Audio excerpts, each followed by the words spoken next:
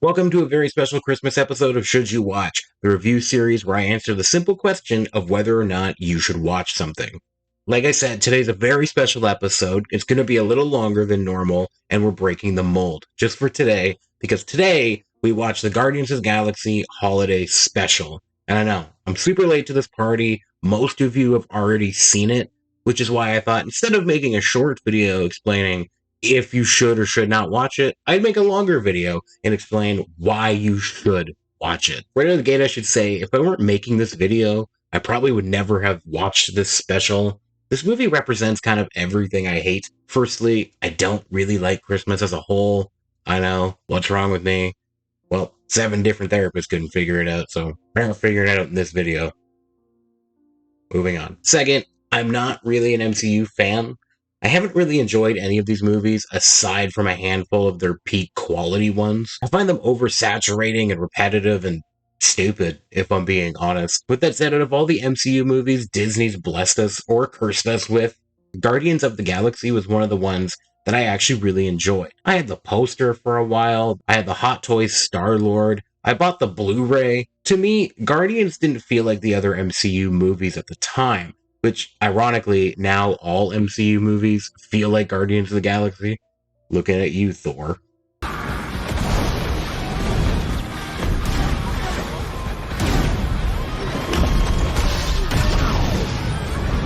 Guardians felt more like a Star Wars or a Star Trek parody. It just felt like its own thing. And the second one, well, it's a movie. Come on, I think you're overreacting a little bit. You must be so embarrassed! And third, I really hate holiday specials.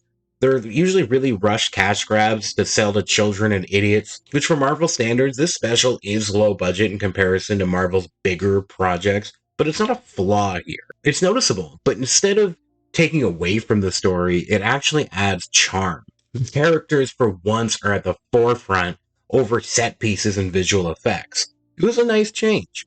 And after all that, you're probably thinking I'm going to shit all over this holiday special. But I'm not. Well, I am a little. Guardians of the Galaxy Holiday Special was actually quite good. It was short and sweet, and mostly it was fun. The jokes hit for the most part, some even had me laughing out loud. The story was filled with enough heart to fit right in with its Christmas themes, which is one of the things this special did quite well. It was about Christmas. A lot of our favorite Christmas stories just sort of add Christmas as a backdrop to sell it better in the winter. This movie was 100% about the spirit of Christmas, and it just happens to be wrapped in a nice Marvel bow. I was pleasantly surprised with the concept they went with here. I guess this is where I should say spoilers. This movie follows Drax and Mantis attempting to bring some holiday cheer and save Christmas for Peter Quill. Now, the way they do that is they decide to kidnap Earth's greatest hero, its most beloved legend, its one true savior, Kevin Bacon. I laughed so fucking hard when I heard this was the plot. Not only because it's ridiculous, but because it actually fits really well into the story. This is exactly what Drax would do to help Peter Quill. It's amazing. The movie surprisingly opens up with what looks like a classically hand-drawn cartoon of Peter enjoying Christmas in space until Yondu comes in and fucking ruins it. Dick. I'm not gonna lie, for a second here, I did think the whole movie was gonna look like this. Luckily, we cut to our real-life characters we know and love. After we learn about Yondu ruining Christmas, the characters must then learn what Christmas is through a very, very James Gunn song. I guess Jesus doesn't exist in space. Lately, I feel like Chris Pratt has been really phoning it in and just not trying in his recent roles. To be fair, he's barely in this, and when he is, he's fine, but he used to be like the show stealer.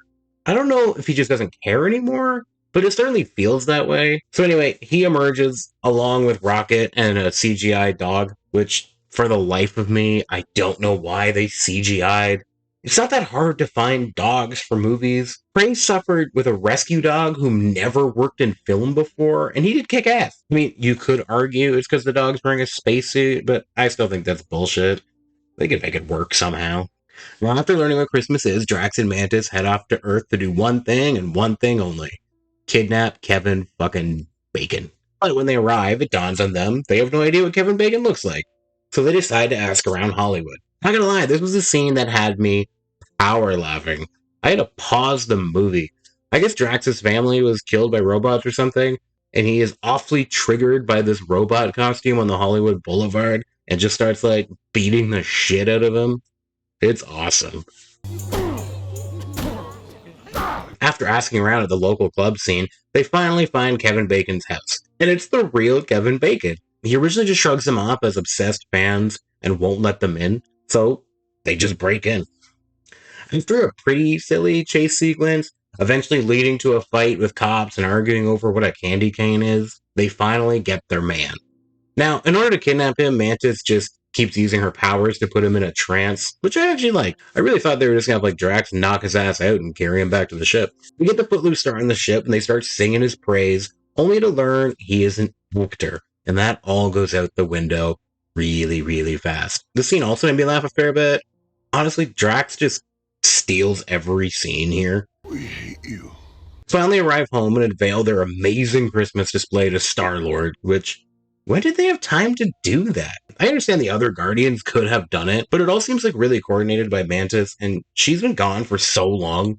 Actually, how long does it take for them to fly to Earth and back without anybody noticing?